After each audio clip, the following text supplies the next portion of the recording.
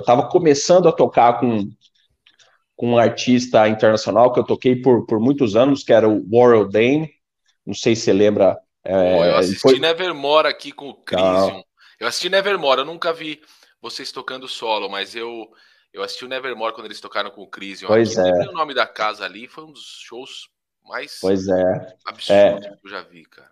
eu sou fanático por Nevermore, assim, foi uma realização, foi a minha versão daquele filme Rockstar, né? Sempre fui fanático por Nevermore, e aí eu tive a felicidade de acabar integrando a banda solo dele, fiz diversas turnês lá fora, e a gente acabou lançando um álbum junto com o Orwell, que infelizmente acabou saindo de forma póstuma, né? Que ele acabou falecendo no meio da gravação. É uma história longa, eu posso contar, Não, mas talvez fica não à possa... vontade. Vamos abrir É, parênteses aqui. A gente tá falando sim, do sim. Vicrão, mas conta, Marcos, como você chegou no Oral Dane, como ele te conheceu? Foi alguma competição ali, algum teste, alguma. Você competiu com outros músicos, ou foi um contato de empresário que fez vocês chegarem, de produtor? Como foi esse lance aí?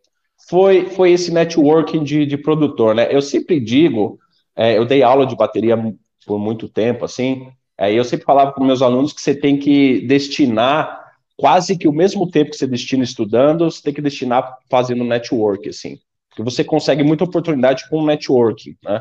Você até pode ser um puta do músico que fica gravando vídeo em casa, mas eu acho que vai ser mais difícil te descobrirem, assim, te chamarem para algo do que se você cair para o mundo e fazer contato, né?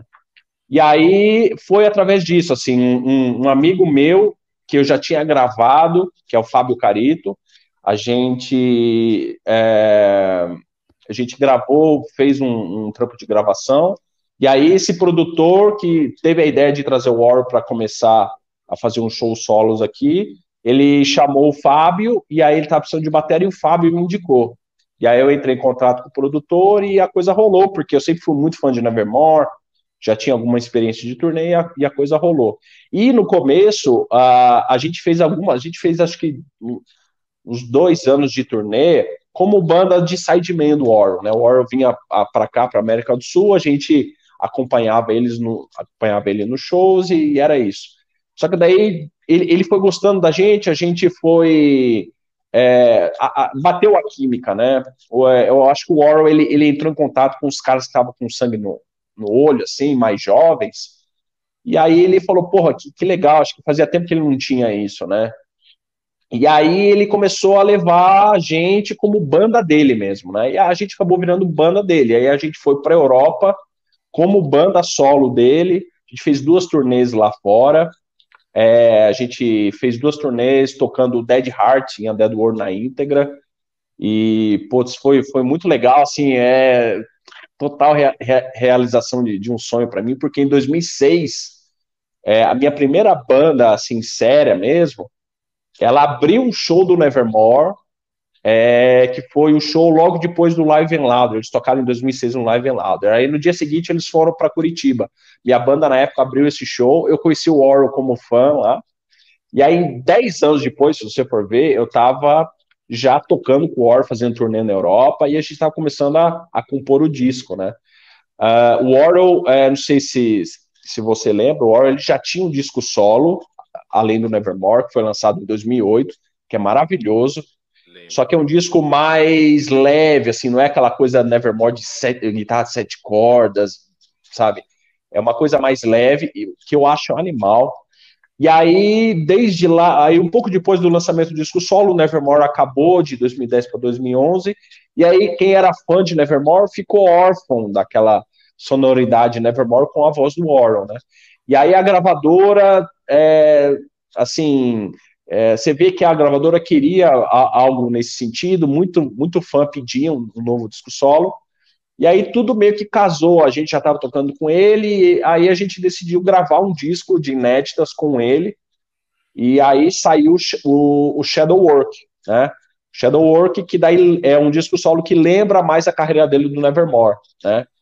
E foi muito legal, porque assim, eu tive a experiência do que é ser um músico profissional de metal, assim, sabe? De uma gravadora bancando um CD, você receber para gravar, a gravadora pagar ensaio, a gravadora investir no disco para divulgação, sabe? É assim, aquele gostinho do que era a indústria musical, assim, coisa que muito músico europeu de metal tem, que é normal de lá, porque o mercado lá ainda é grande, né? Aqui no Brasil a gente está bem isolado disso. E aí eu tive essa oportunidade de gravar esse disco, só que infelizmente ele faleceu no meio da gravação, né? No meio da gravação de voz. E aí porque ele era diabético, e aí e ele não cuidava muito bem da diabetes dele. E aí, se você não cuida da diabetes, é complicado. A diabetes, ela te destrói mesmo. E aí, ele acabou falecendo no final do processo de gravação. E aí, obviamente, foi assim, a gente interrompeu tudo, né? Por conta da situação muito absurda, de luto e tal. E aí, isso foi no final de 2017. Em 2018, depois de meses, a gente se reuniu de novo com a Century Media e falou assim: vamos tentar lançar esse disco com o que a gente tem, com o que ele conseguiu gravar. E aí a gente lançou esse disco de forma póstuma, como uma homenagem, né, ao Warhol. Acabou sendo um disco de homenagem, muito legal, porque no encarte tem depoimento de todo mundo, depoimento nosso, depoimento do pessoal da gravadora, é bem legal, assim. E aí é muito legal pra gente aqui do Brasil, porque a Century Media é uma das maiores gravadoras de metal do mundo, né? E aí a gente teve um trabalho nosso lançado mundialmente do lado de um cara que era um ícone. E então assim, foi uma experiência muito legal pra gente, né? Músicos aqui desse estilo, profissionais que, sabe, que tentam a carreira nesse estilo, a gente ter tido essa oportunidade de realmente praticamente viver de metal, de ter uma carreira de metal profissional mesmo, né? Então sou Sim, muito e ele grato por ter veio. tido essa oportunidade toda, né? Claro, excelente história. É. E ele veio morar no Brasil. Ele estava morando no Brasil, né? Na verdade, ele passava temporadas grandes aqui quando a gente começou a fazer o disco, né? No final Ah, de 2016 para 2017, ele vinha aqui por alguns meses, aí voltava por alguns meses, nessa parte de pré-produção, ensaio, e depois para gravação, né? Aí ele durante a foi, gravação ele então. ficou uns 3, 4 meses aqui no Brasil. E salvo engano, Marcos, ele foi Uhum. dormir, foi isso? Ele foi dormir e faleceu, né? Ele dormiu, adormeceu e Foi assim. faleceu. Você estava lá no Foi assim. apartamento? Tinha os músicos com Então, ele, né? era eu e o Johnny, um dos guitarristas, que a gente que acabou cuidando mais dele no final, assim, né? Se não me engano, a história foi assim, no dia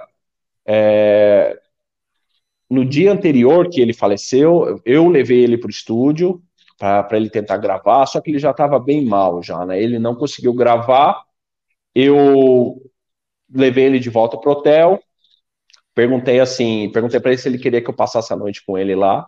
Ele falou que não precisava. Falei, você tem certeza? Não, não precisa, não precisa, não precisa. E aí eu voltei para São José, eu sou de São José dos Campos, né? Não sou de São Paulo. E aí eu voltei para São José, e aí no dia seguinte o Johnny foi lá ficar com ele. E eu acho que nesse meio tempo de eu ir embora e o Johnny ficar lá, o Johnny chegou lá, acho que ele já estava meio mal, e numa hora que ele cochilou ali com o Johnny no quarto, ele acabou falecendo, né?